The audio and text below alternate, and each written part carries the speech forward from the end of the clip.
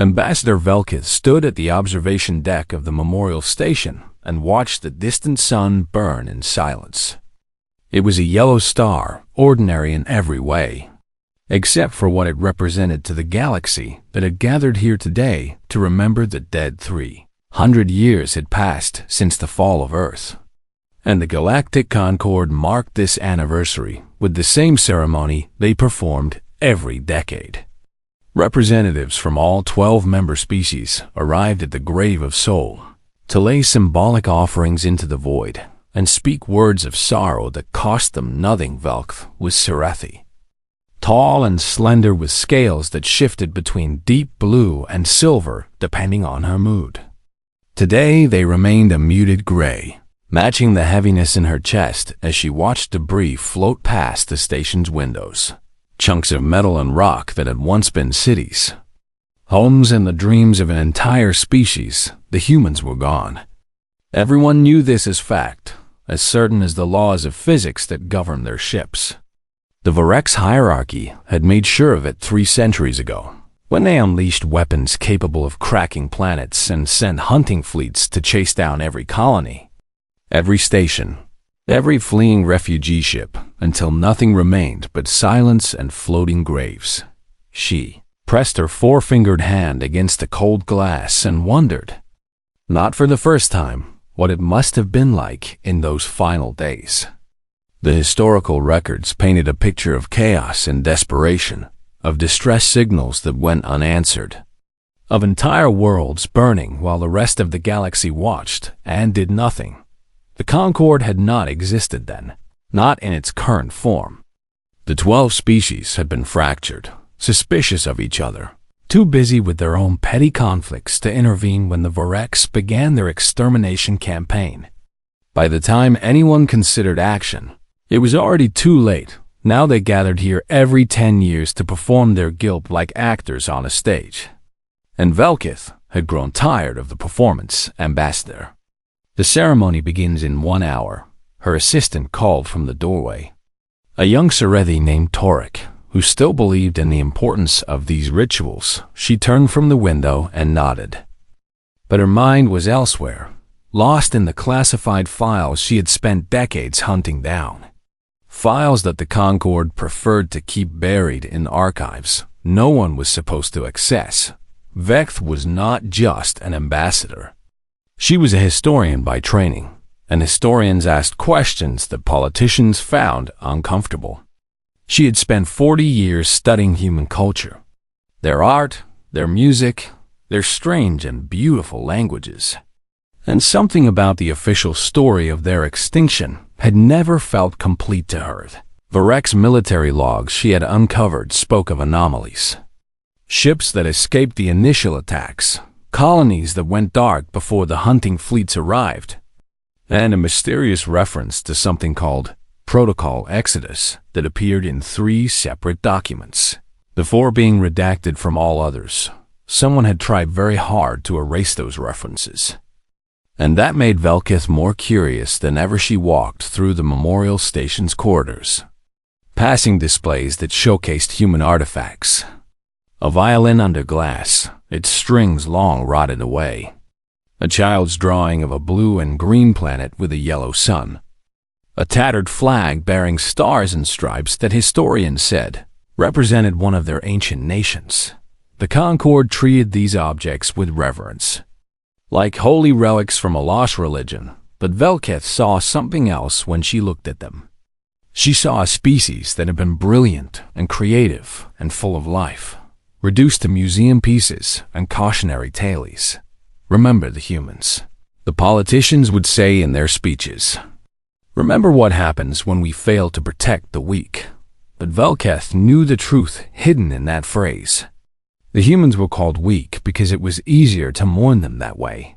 If they had been strong, if they had been capable of surviving, then the galaxy's inaction would look like something far worse than negligence. It would look like betrayal. The ceremony hall was filling with delegates when she arrived.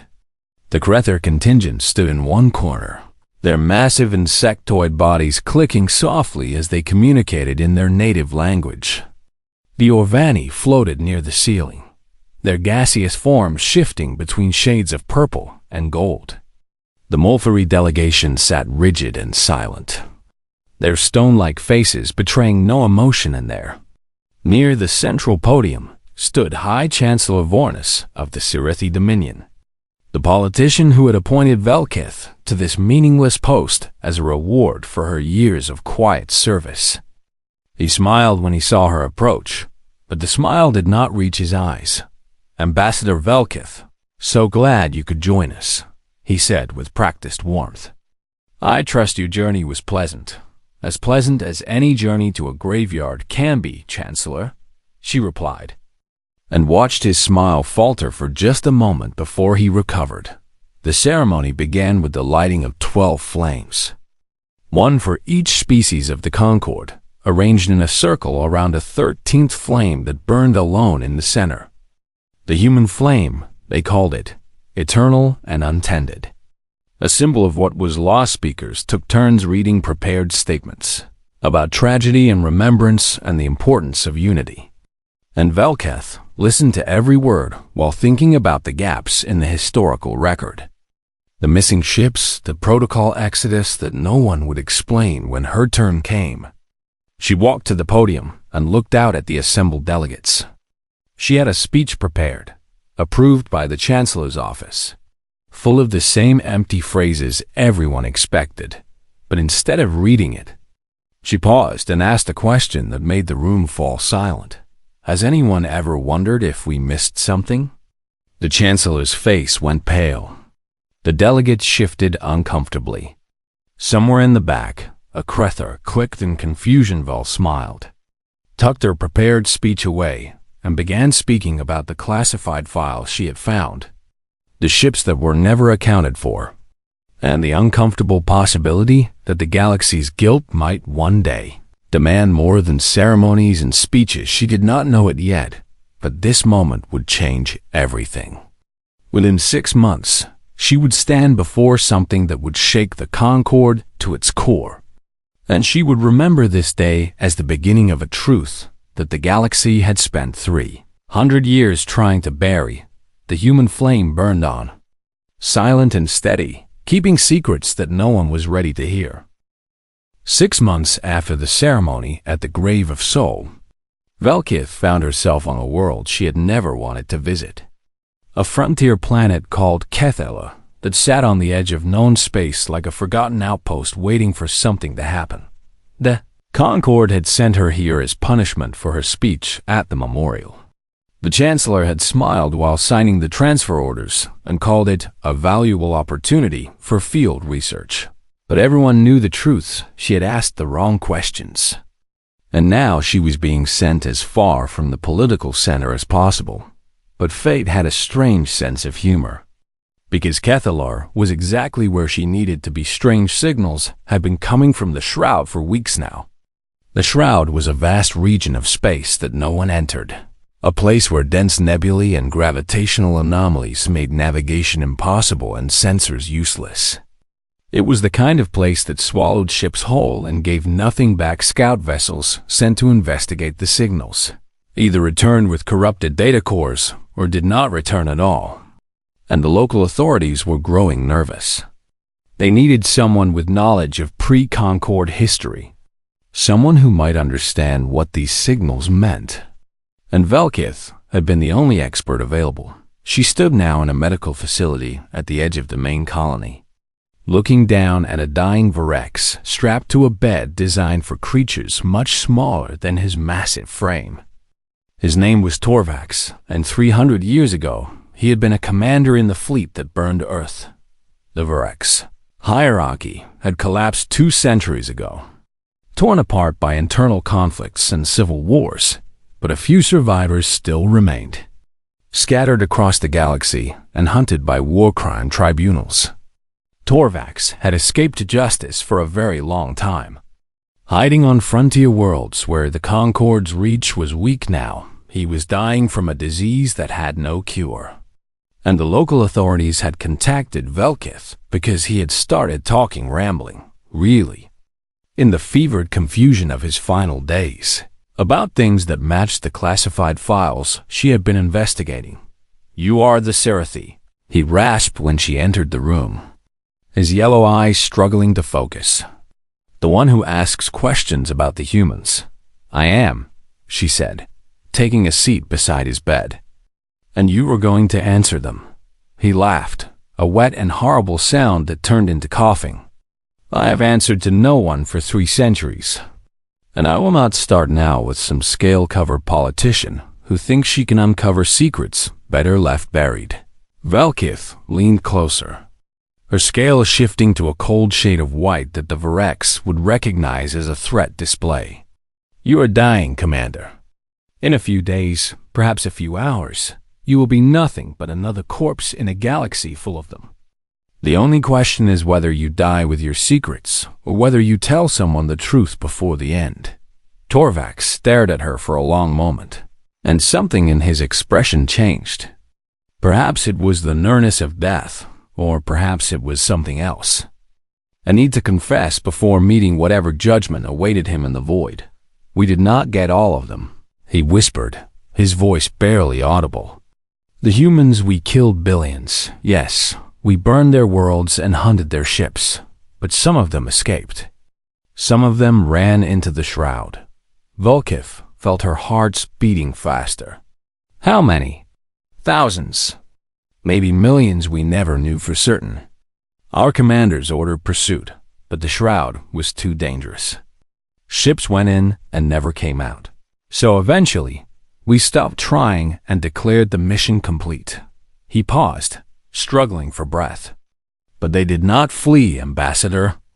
I understood that later, when I had time to think about what we had done. They retreated. There is a difference. What difference? Fleeing is what prey does when it has no hope. Retreating is what an army does when it is waiting for a better moment to strike.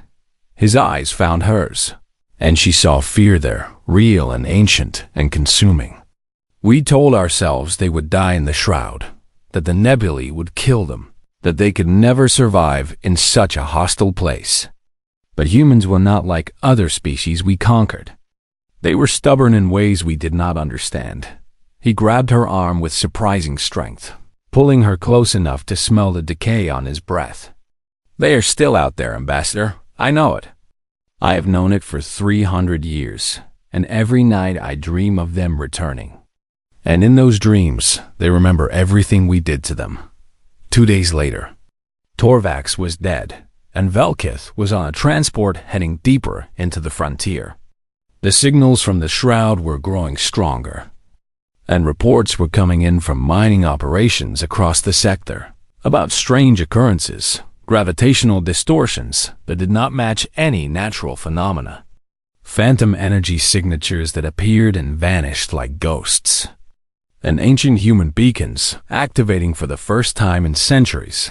She arrived at a remote mining station where the foreman, a gruff Malthari named Drennick, showed her something that made her blood run cold. His team had discovered a hidden relay station buried beneath the surface of an asteroid. Its system still functioning after 300 years of silence. The station was human in design, and it was broadcasting a single message on a loop. A message in an archaic dialect that no one on the mining team could understand. Vileth could. She had spent decades learning human languages, studying their dead words and forgotten syntax, and when she heard the message, she had to sit down because her legs would no longer support her weight. To those who remember us, we remember you too. We remember everything. She played the message again, then a third time, listening to the voice of a species that was supposed to be extinct, speaking directly to a galaxy that had abandoned them. The Concord High Council dismissed her report as a hoax, an automated echo from a dead civilization, nothing more than ancient machines running on loops with no one left to turn them off. But the military did not dismiss it. Ships began moving toward the frontier in numbers that far exceeded what was needed for routine patrols, and classified communications increased tenfold in the weeks that followed. Someone in the Concord believed her, and they were afraid. Vekth stood at the window of her quarters on the mining station, and watched the distant glow of the shroud. That impenetrable wall of gas and gravity that had protected human refugees 3 centuries ago. You were still out there, she whispered to the void. And you are coming back, are you not? The shroud gave no answer.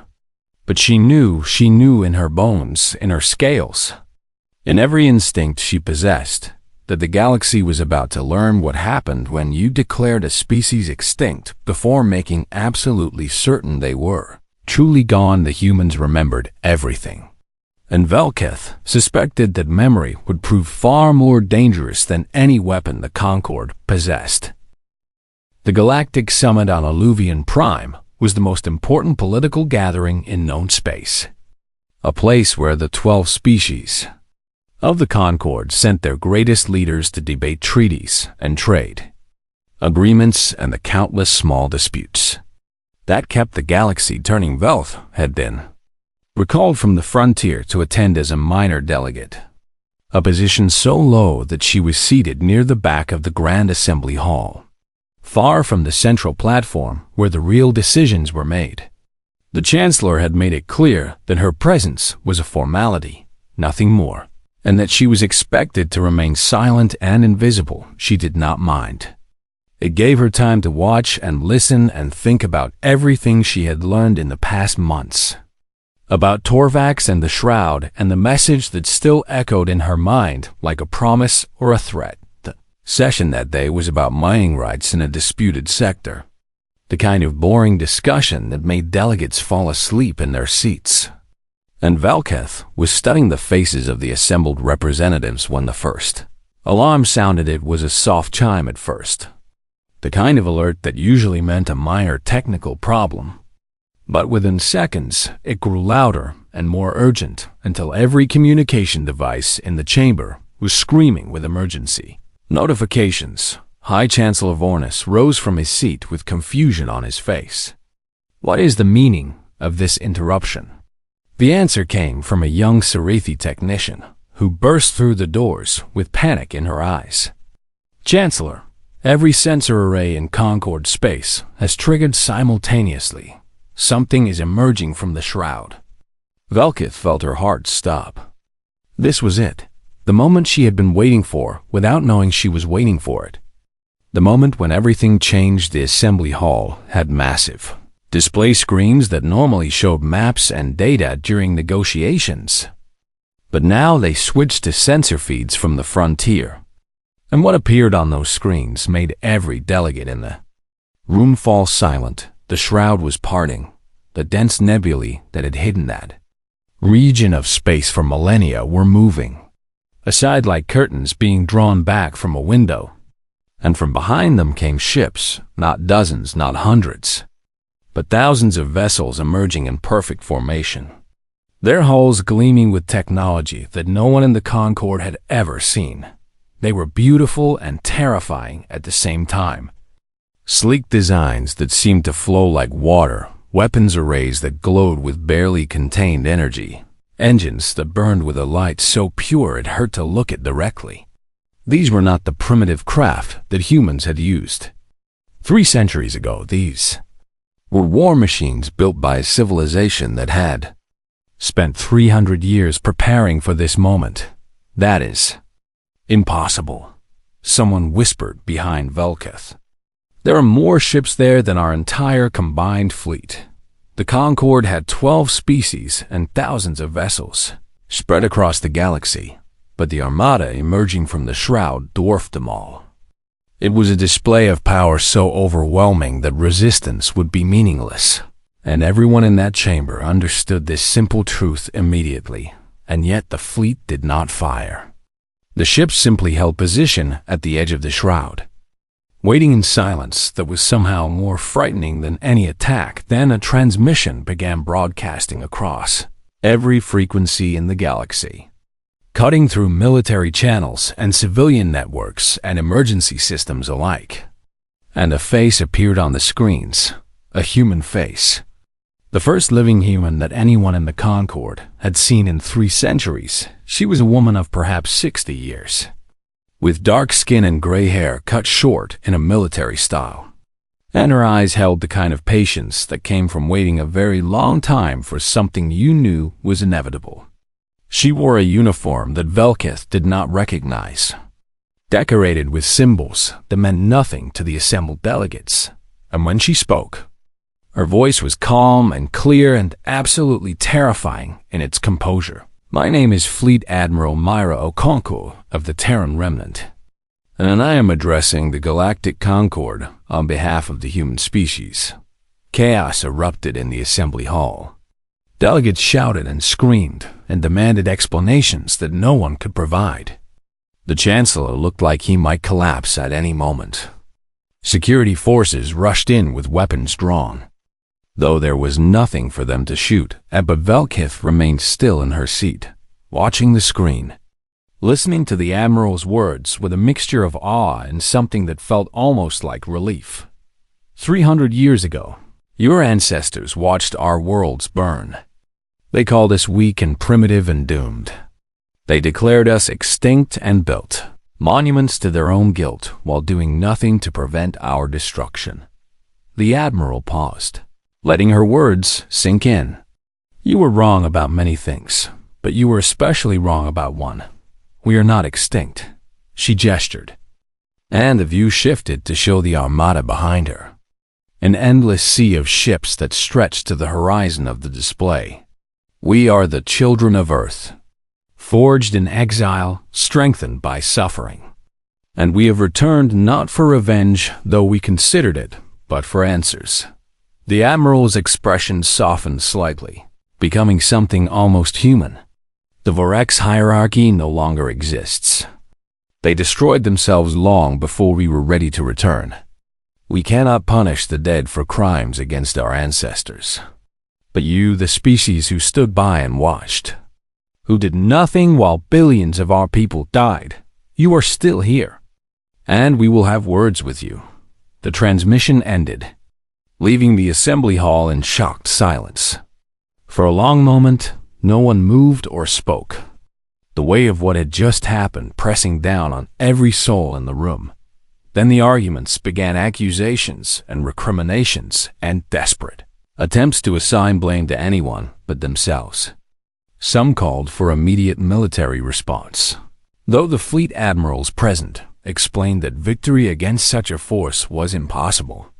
Others demanded surrender, willing to give the humans anything they wanted in exchange for survival. A few even suggested running, abandoning the Concord and fleeing to the far reaches of the galaxy, but Velkith was already moving toward the doors, pushing past panicking delegates with a clarity of purpose she had not felt in decades. She knew what needed to happen now, and she knew that she was perhaps the only person in this room who could make it happen. The humans had returned, and someone needed to speak with them. Someone needed to find out what they truly wanted, and Velkith had been preparing for this moment her entire life, even if she had not known it until now. The children of Earth had come home, and the galaxy would never be the same. The shuttle carrying Velkith toward the human flagship was small and unarmed, a diplomatic vessel designed to show peaceful intentions, though she suspected the humans could destroy it with a single thought if they chose to do so. She was alone. The Concord had argued for days about who should serve as envoy, and in the end, they chose her because no one else wanted the responsibility. If negotiations failed, if the humans decided to attack, she would be the first to die, and the politicians who had sent her could claim they had tried diplomacy before the war. Bigamble did not care about their calculations. She had volunteered for this mission because she needed to see, needed to understand, needed to meet the species she had spent her life studying from artifacts and records and fragments of a dead civilization, except they were not dead. And as her shuttle approached the flagship, massive vessel called the Remembrance that dwarfed anything the Concord had ever built, she felt something she had not experienced in many years. Hope the docking bay that received her shuttle was clean and efficient, staffed by humans in crisp uniforms who moved with military precision but showed no hostility. They escorted her through corridors that hummed with advanced technology, past windows that looked out on the assembled Armada, and finally to a meeting room where Admiral Okonkwo waited. The Admiral rose when Velkith entered, a gesture of respect that surprised the Serethi ambassador. "You are the one who asked questions at the memorial ceremony," Okonkwo said without introduction. "We watched that broadcast. It was the first time in centuries that anyone in the Concord questioned the official story. You were watching us?" "We never stopped watching." The Admiral gestured to a seat. "Please, Ambassador. We have much to discuss and neither of us is young anymore." Velkith sat across from the human, studying her face and finding it difficult to read. Human expressions were subtle compared to the obvious scale-color changes of Serethi, and she wondered how much she was missing in this silent communication. "I expected anger," Velkith admitted after a moment. "I expected hatred and threats and demands for blood. Your people suffered something terrible, and we did nothing to stop it." Okonkwo was silent for a long moment, her eyes distant as if looking at something far away. "There was anger," she said finally. "For the first generation, anger was all we had. The survivors who escaped into the shroud, my grandmother among them, spent years wanting nothing but revenge. They dreamed of building fleets and burning every world that had abandoned them. What changed? Time. Perspective. The simple mathematics of survival." The Admiral leaned back in her chair. "We were refugees in a hostile region of space, fighting for every breath, struggling to grow food and maintain our ships and keep our children alive. We did not have the luxury of revenge. We barely had the luxury of hope." She stood and walked to a window that looked out on the stars. "But we endured. That is what humans do, Ambassador, we endure. We found worlds hidden in the shroud where we could build colonies. We developed technologies that would have been impossible under normal circumstances, because we had no choice but to innovate or die. And slowly, over generations, we became something new. How many of you are there now?" "Billions. Spread across 17 hidden worlds, with space stations and mining operations and farms and schools and hospitals and everything else a civilization needs." Okonkwo turned back to face Velkith. "We could have returned at any time in the last century. Our fleet has been ready for 50 years.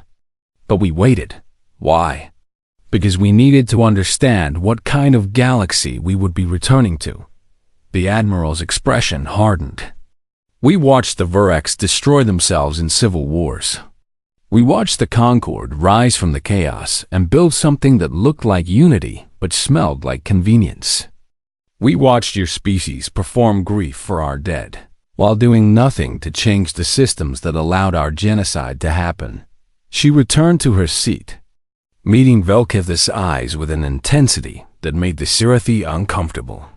"We watched the Concord sacrifice smaller species when it was politically useful, Ambassador. We watched you make treaties that benefited the powerful and ignored the weak. We watched your politicians give speeches about remembering the humans while cutting funding for refugee protection programs in other sectors." Velkith wanted to argue, to defend her people, but she could not find the words because everything the Admiral said was true. "We realized something in our exile," Okonkwo continued. "Revenge would accomplish nothing. Destroying the Concord would not bring back Earth. It would not restore the billions who died. It would only create more suffering, more orphans, more species learning to hate in the dark places of the galaxy. Then what do you want?" The Admiral smiled, and it was not a kind smile. "We want accountability. We want seats on the Concord Council with full voting rights.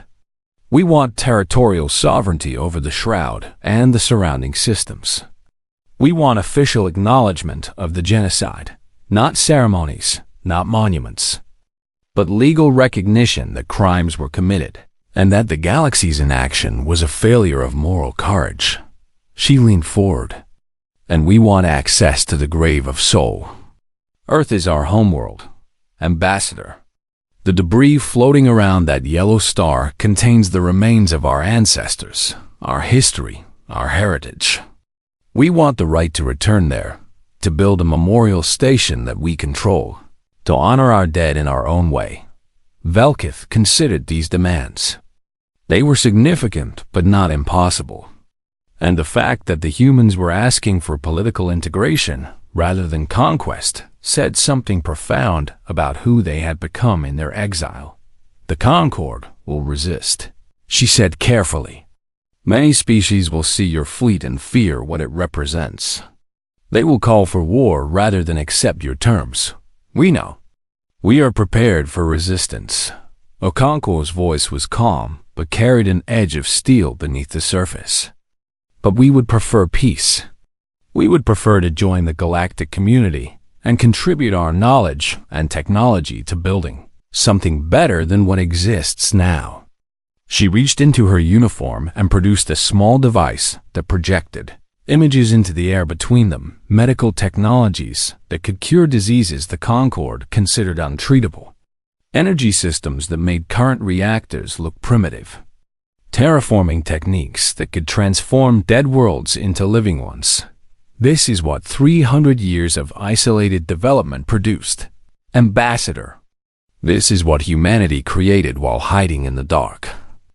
Imagine what we could accomplish together, what the galaxy could become if we worked toward a common future instead of repeating the mistakes of the past. Velkith stared at the projections, understanding for the first time the true magnitude of what the human return meant. This was not just about one species rejoining galactic civilization. This was about transforming that civilization entirely. You are offering us a choice, she said slowly.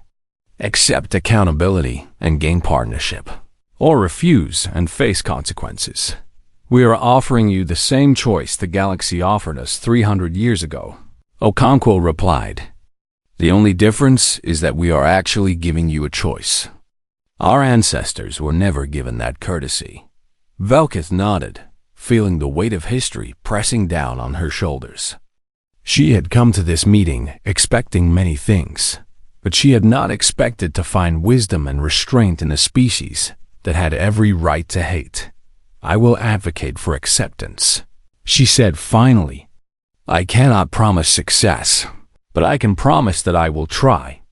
Admiral Okonkwo stood and extended her hand in a human gesture of agreement. Velkith took it, feeling the warmth of living human skin for the first time in her life, and understood that this moment would define everything that came after the reckoning had begun, and the galaxy would never be the same. 1 year had passed since the human Armada emerged from the shroud, and Velkith stood on the surface of Mars, watching machines rebuild a world that had been dead for 3 centuries. The negotiations had been brutal. Every step forward was met with resistance from hardliners who preferred war to compromise, who saw human accountability demands as threats to their own power. Assassination attempts had targeted Admiral Okonkwo 3 times. Each one traced back to factions within the Concord who would rather see the galaxy burn than admit their ancestors had failed. Riots erupted on a dozen worlds when news of the proposed treaty spread. Protesters claimed that giving humans political power would lead to domination, that the Armada was proof of aggressive intentions, that the Concord should strike first before the Terran remnant revealed its true nature. But Velkith had worked tirelessly, traveling between capitals and meeting with leaders and making the same arguments again and again, until even the most stubborn opponents began to listen. She reminded them of the technologies humans offered to share, the medical advances that could save millions of lives, the energy systems that could end resource conflicts that had plagued the galaxy for centuries. She reminded them that the human fleet could have destroyed every Concord world in a matter of weeks, and yet it remained at the edge of the shroud, waiting with patience that spoke louder than any weapon. And slowly, reluctantly, the tide began to turn. The Treaty of Soul was signed aboard the Remembrance in orbit around Earth's shattered remains. with representatives from all 12 Concord species present as witnesses. It was a document that would reshape galactic politics for generations, granting humanity full membership in the Concord, recognizing the Shroud territories as sovereign human space, and establishing legal frameworks for acknowledging historical injustices. There were compromises on both sides.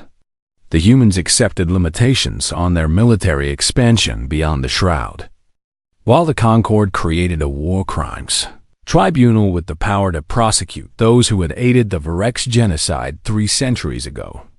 Neither side got everything they wanted, but both sides got something they needed, a foundation for building a different future. Now Velketh stood on Martian soil, breathing air that terraforming machines were slowly making compatible with oxygen-dependent life, and watched the skeleton of a new city rise from the red dust. This would be New Terra, the capital of reborn humanity, built on a world that had waited patiently for its creators to return. Admiral Okonkwo stood beside her, looking older than she had a year ago. The negotiations had taken their toll, and the weight of representing billions of people had added lines to her face that had not been there before. "You could have destroyed us," Velketh said, speaking the words she had wanted to say since their first meeting on the Remembrance. "Your fleet was powerful enough to burn every Concord world. You could have taken revenge for everything that was done to your people, and no one could have stopped you." Okonkwo was quiet for a long moment, watching construction drones assemble the framework of what would become a government building. "We considered it," she admitted, "for longer than I would like to confess. The first generation of exiles, the survivors who fled Earth, they dreamed of nothing else. They built the foundations of our fleet with vengeance in their hearts. What changed? My grandmother changed." The Admiral's voice softened with memory. She was 7 years old when Earth was destroyed. She watched from a refugee ship as her planet cracked and burned. For 60 years, she hated with an intensity that consumed everything else in her life. She paused, choosing her next words carefully. But before she died, she gathered her children and grandchildren and told us something that became the guiding principle of our civilization. Becoming what destroyed us would not bring Earth back, it would only prove them right about us. Velketh turned to look at the human, seeing for perhaps the first time the depth of struggle that had led to this moment. What did she mean? "The Varex called us weak because we were compassionate. They said our kindness made us prey. They believed that mercy was a failing, that the only path to survival was domination." Okonkwo met her eyes. "If we had returned as conquerors, if we had burned your worlds and enslaved your peoples, we would have validated everything they believed about strength and power." She gestured the construction around them, at the city rising from the dust, at the sky where Concord and human ships now flew together on joint patrols. "We chose a different path, not because we forgave what was done to us, but because we refused to let our tragedy define us. We returned to show the galaxy that humanity endures, not through violence, but through something the Varex never understood." "And what is that?" "Stubborn hope." The Admiral smiled, and for the first time Velketh saw genuine warmth in the expression. "The belief that tomorrow can be better than today. That suffering can create wisdom instead of cruelty. That remembering the past does not mean being imprisoned by it." She looked toward the horizon, where the sun was beginning to set over the Martian landscape, painting the sky in shades of orange and purple that no human had seen from this surface in 3 centuries. "We remember everything, Ambassador. We remember Earth burning. We remember the species who abandoned us. We remember every name of every person who died in the genocide. That memory is carved into our culture, our education, our very identity. But you chose not to let that memory become hatred. We chose to let it become purpose." Okonkwo nodded. "We returned not to punish the galaxy, but to change it, to make sure that what happened to us never happens to another species." That is the most human thing we could do, taking our pain and transforming it into something that protects others from experiencing the same. Velkith felt something shift inside her. A change in perspective that she suspected would take years to fully understand. She had spent her life studying humans as artifacts, as historical curiosities, as victims of a tragedy that defined them in death. But standing here on Mars, watching a new city rise from ancient dust, she understood that she had been wrong about everything. Humans were not defined by their tragedy. They were defined by what they chose to do after the sun set over New Terra, and lights began to appear in the construction sites. Workers continuing their labor into the evening because there was so much to build and every day mattered.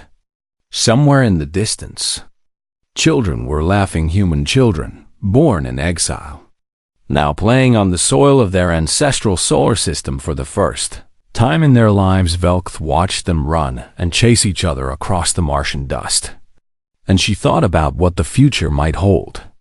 The Concord would change in the coming decades, reshaped by human influence and human technology and human stubbornness. Old wounds would heal slowly, and new conflicts would undoubtedly arise. But for this moment, standing beside a woman who had chosen peace over vengeance, watching the sun set on a world being reborn, Velkith allowed herself to believe that the galaxy might finally be learning the lesson humanity had paid such a terrible price to teach. The children of Earth had come home, not as conquerors, but as survivors, and their survival carried a message that echoed across the stars. We remember everything, and we are still here, and we have chosen to build instead of destroy. That was the human legacy, not anger, not revenge, but the stubborn, impossible, beautiful insistence on hope. And as the first stars appeared in the Martian sky, Velkith understood that this was only the beginning.